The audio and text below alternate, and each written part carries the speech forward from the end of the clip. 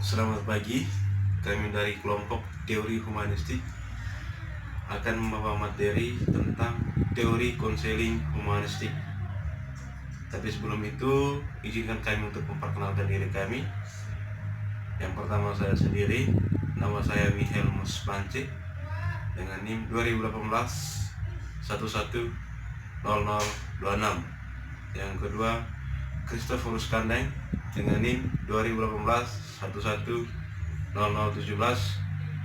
Yang ketiga, ada Yusri Yunadita Soin dengan NIM 2018 110034. Yang berikut ada Maria Delviani Juwita dengan NIM 2018 110041.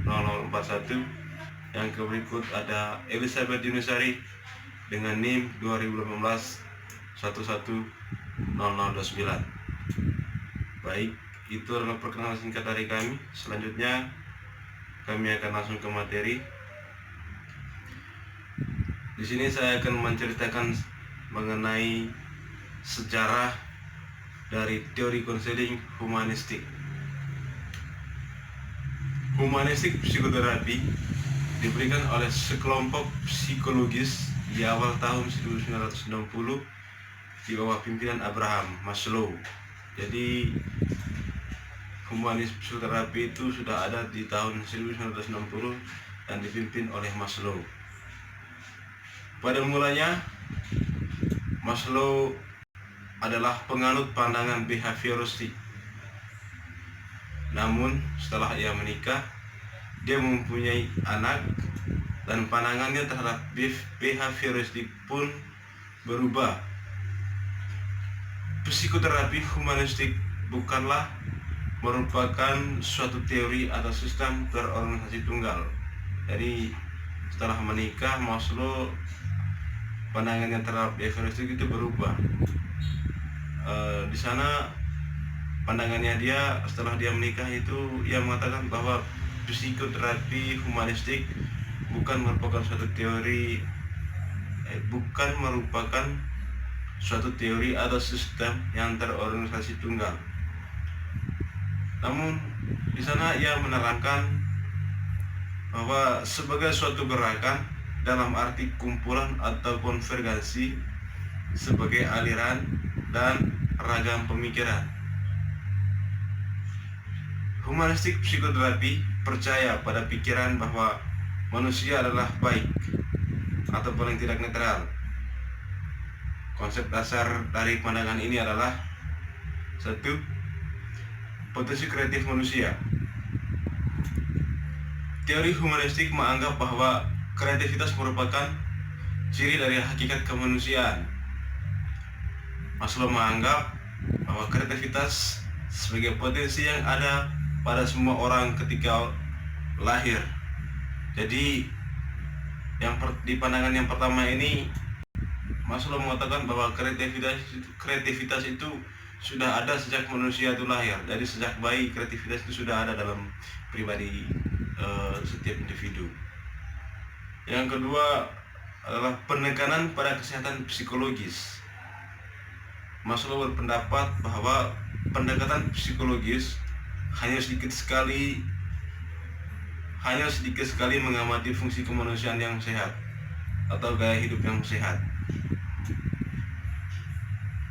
Hierarki teori motivasi, bahwa proses motivasi merupakan inti dari teori yang mengemukakan bahwa keinginan manusia sifatnya genetik atau bawaan dan tersusun dalam hierarki yang menarik atas dasar prioritas. Baik, itu adalah sejarah singkat dari asumsi dan prinsip. Itu adalah sejarah singkat dari teori konseling humanistik. Dan untuk materinya nanti akan dijelaskan oleh teman saya berikut ini. Terima kasih. Baik teman-teman, saya akan melanjutkan presentasi tentang teori humanistik. Saya atas nama Christophorus Kandeng, NIM 0017. Di sini saya akan menjelaskan tentang asumsi dan prinsip dasar teori humanistik. Ahli-ahli teori humanistik itu menunjukkan bahwa yang pertama itu tingkah laku individu pada mulanya ditentukan oleh bagaimana mereka merasakan dirinya sendiri dan dunia sekitarnya. Yang kedua itu individu bukanlah satu-satunya hasil dari lingkungan mereka seperti yang dikatakan oleh ahli teori tingkah laku, melainkan langsung dari dalam atau internal. Bebas memilih, dimotivasi oleh keinginan untuk aktualisasi diri dan memenuhi potensi keunikan mereka sebagai manusia. Abraham Maslow juga mengatakan bahwa di dalam individu itu ada dua hal di dalam individu kita. Yang pertama itu adalah suatu usaha yang positif untuk berkembang. Yang kedua itu kebutuhan untuk melawan atau menolak perkembangan itu. Maslow juga mengumumkan bahwa individu berperilaku dalam upaya untuk memenuhi kebutuhan yang bersifat hierarki.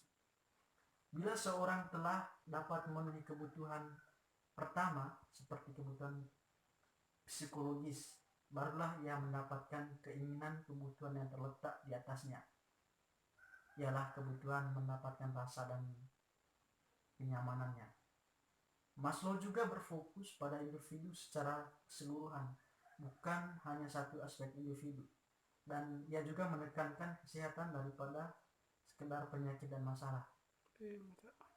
Menurut Maslow juga, manusia termotivasi untuk memenuhi kebutuhan-kebutuhan hidupnya. Kebutuhan-kebutuhan tersebut memiliki tingkah atau hierarki, mulai dari yang paling rendah sampai yang paling tinggi.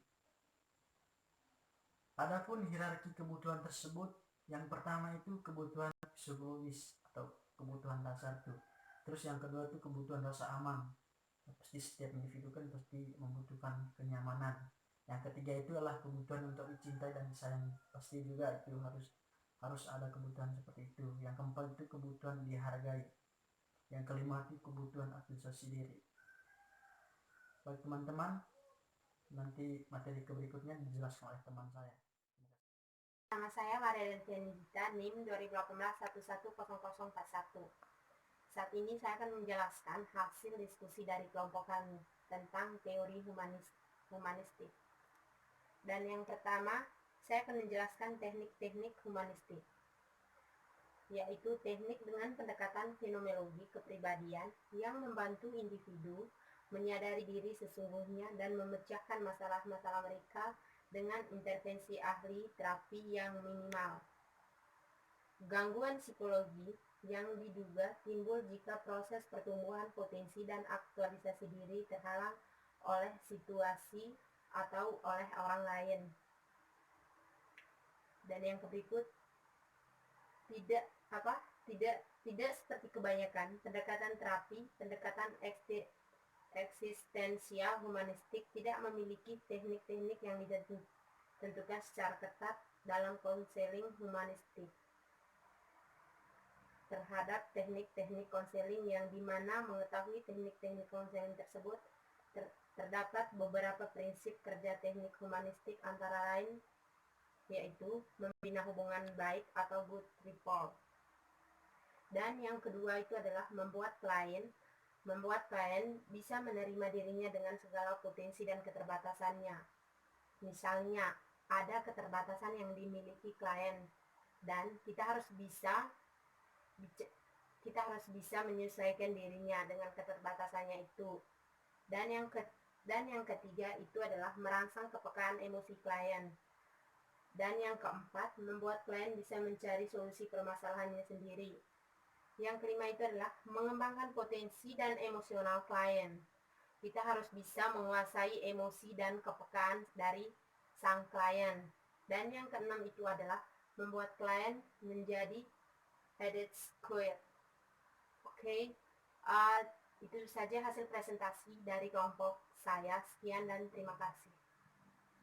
Om Swastiastu. Baik, sebelum saya melanjutkan materinya, izinkan saya untuk memperkenalkan diri. Perkenalkan, nama saya Yusri Yuniati Tasoin, NIM 0034. Baik, saya langsung saja ke materinya, yaitu teknik-teknik humanistik. Yang dimaksud dengan teknik humanistik adalah teknik dengan pendekatan fenomenologi kepribadian yang membantu individu menyadari diri sesungguhnya dan memecahkan masalah mereka dengan intervensi ahli terapi yang minimal. Nah, berikut teknik-teknik yang digunakan dalam konseling humanistik yaitu yang pertama yaitu penerimaan, yang kedua rasa hormat, yang ketiga memahami. Di sini yang dimaksud dengan memahami adalah kita sebagai konselor kita harus lebih memahami kepada klien. Yang keempat menenteramkan, yang kelima memberikan dorongan. Nah, memberikan dorongan di sini kita sebagai konselor harus memberikan dorongan kepada klien agar klien itu mampu terbuka terhadap apa yang dialami supaya kita bisa mendapatkan jalan keluar atau solusinya. Yang keenam itu memantulkan pernyataan dan perasaan klien. Yang ketujuh itu menunjukkan sikap yang mencerminkan ikut merasakan apa yang dirasakan. Artinya kita harus bersikap empati, turut merasakan apa yang dirasakan oleh klien. Dan yang terakhir itu bersikap mengizinkan apa saja yang bermakna. Baik, sekian materi dari saya. Mungkin ada sanggahan, kritik, dan saran dari teman-teman bisa dikonfirmasikan. Terima kasih.